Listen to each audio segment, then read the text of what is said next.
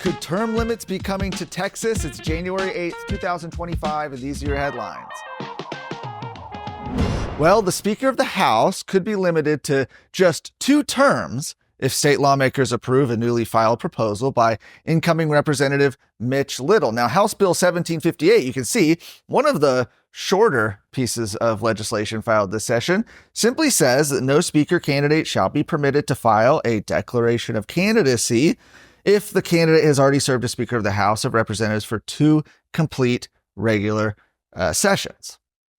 The proposal originates from the Contract with Texas, which is a set of reforms endorsed by some Republican members aimed at improving the integrity, transparency, and efficiency of the Texas House.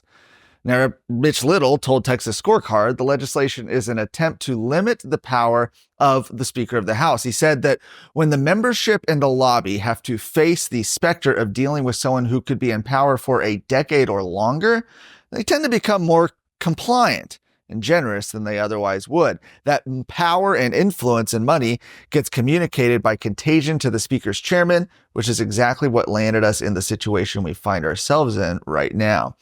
Instead, he argues that the speakership should be considered a position of service and sacrifice, where one member has to subordinate his or her own agenda to the will of the body for a time.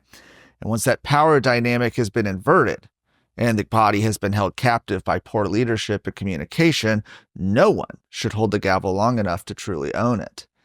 Now, as a point of historical context here, early Texas House speakers often served just 1 or 2 terms. In fact, it wasn't until 1975 when Billy Clayton, who was serving from 1975 to 1983 as Speaker of the House, was the first to exceed that limit.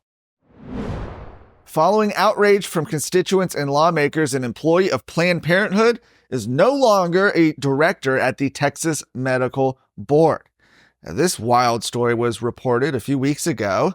Robert Brett had worked for Planned Parenthood of South Texas since 2011, where he oversees the operation and administration of their lab.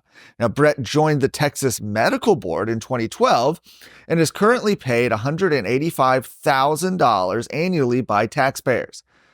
Well, following this revelation, Representative Brian Harrison and some others threatened the TMB, saying that if they didn't terminate Brett, he would file legislation that would defund the board. During fiscal year 2024, taxpayers funded TMB to the tune of nearly $23 million. The upcoming fiscal year, taxpayers would fork over $21 million to TMB.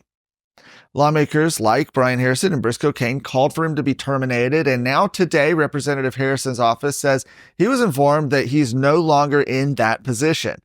Harrison also said that there needs to be an investigation to determine how Brett was allowed to continue.